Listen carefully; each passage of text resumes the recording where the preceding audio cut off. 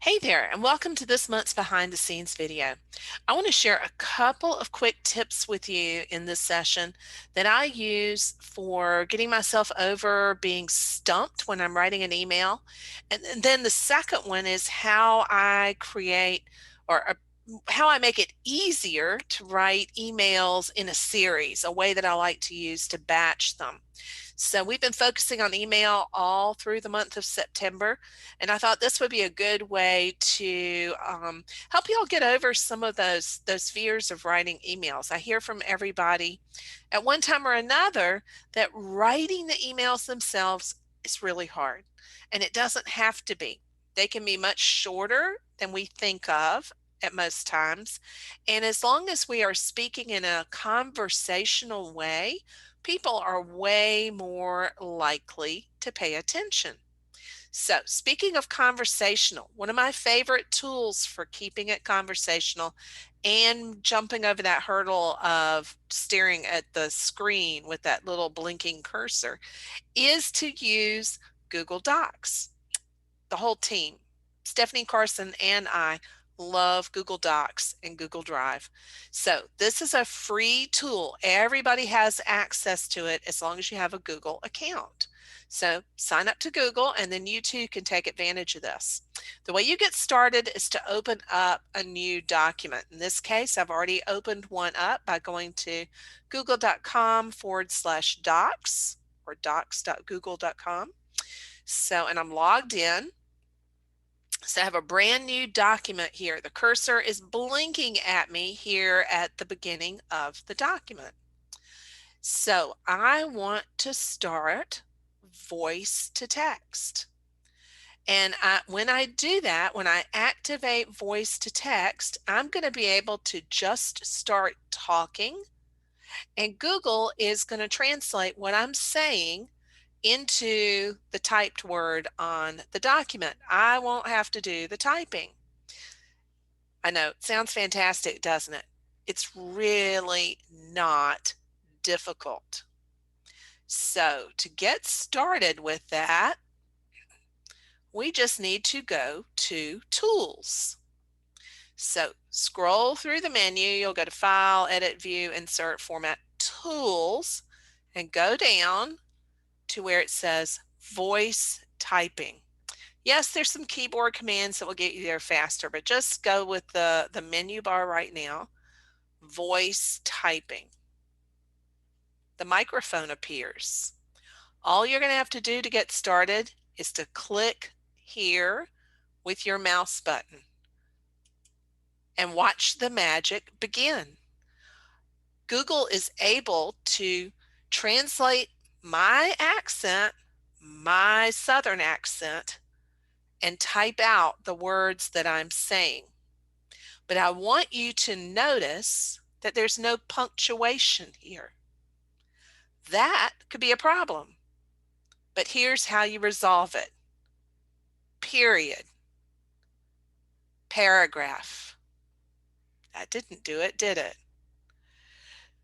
When you say that the punctuation, it inserts it. Period. New paragraph. And you get a new paragraph. Period.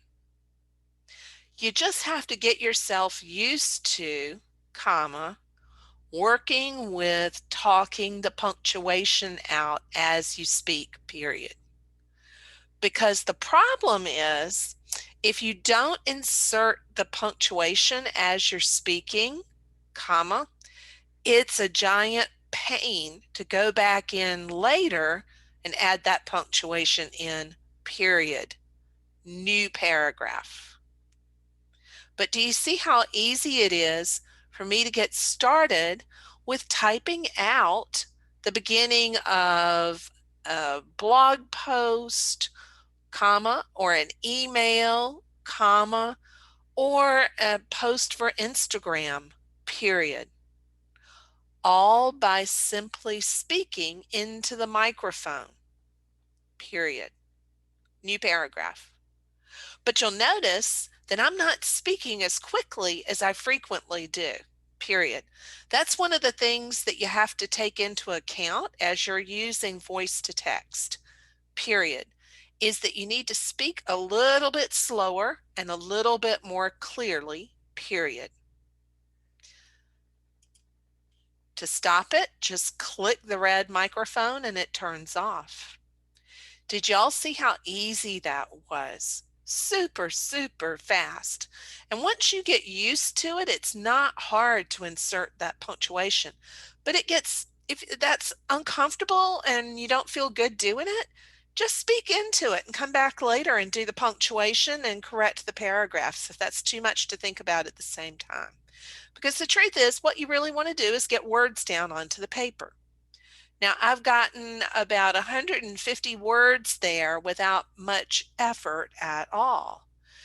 So it makes it much more simple to get started with those blog posts.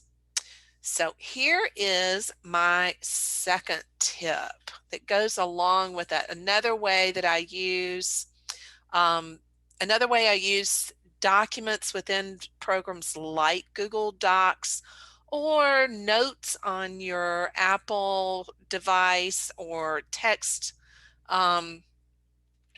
documents if you're on a Mac or on Windows, is when I need to write multiple emails. Say I have a series of emails going out about a collection of paintings.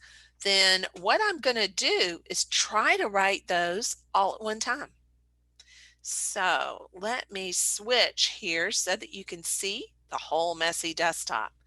So what I'm going to do is I'm going to create a tab, a window for each of the files that I'm going to write in. So I'm still in Docs, and to do that, I'm just going to go New. Actually, what I'm going to do is I'm going to open a new tab or a new window, and I'm going to go to docs.google.com and document.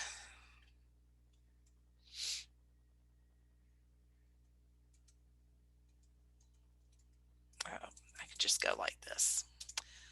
So you would see what you would see. Get a blank. So I've got two open right now. I'm going to get another window open. And I'm going to open another doc. Make another blank window. And I'm going to get one more open as if I'm going to write 3 separate emails here. Or 3 separate blog posts. Anytime you're trying to create 3 related pieces of writing that go in a series.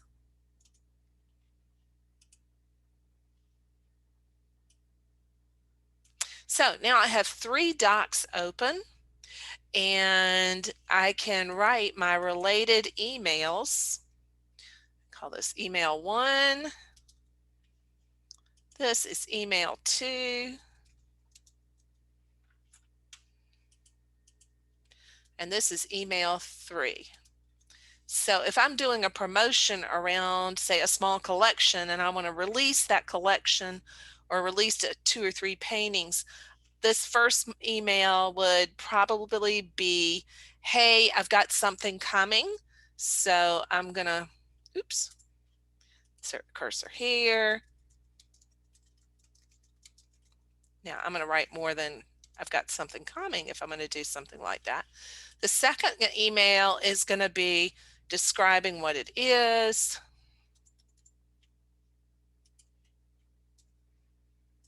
Or describing the project more.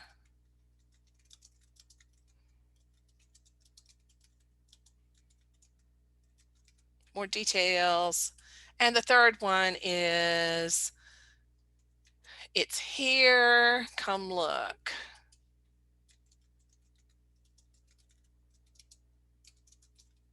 Yeah, the emails would have more in them than that, but those are the general topics that I would use for something like that.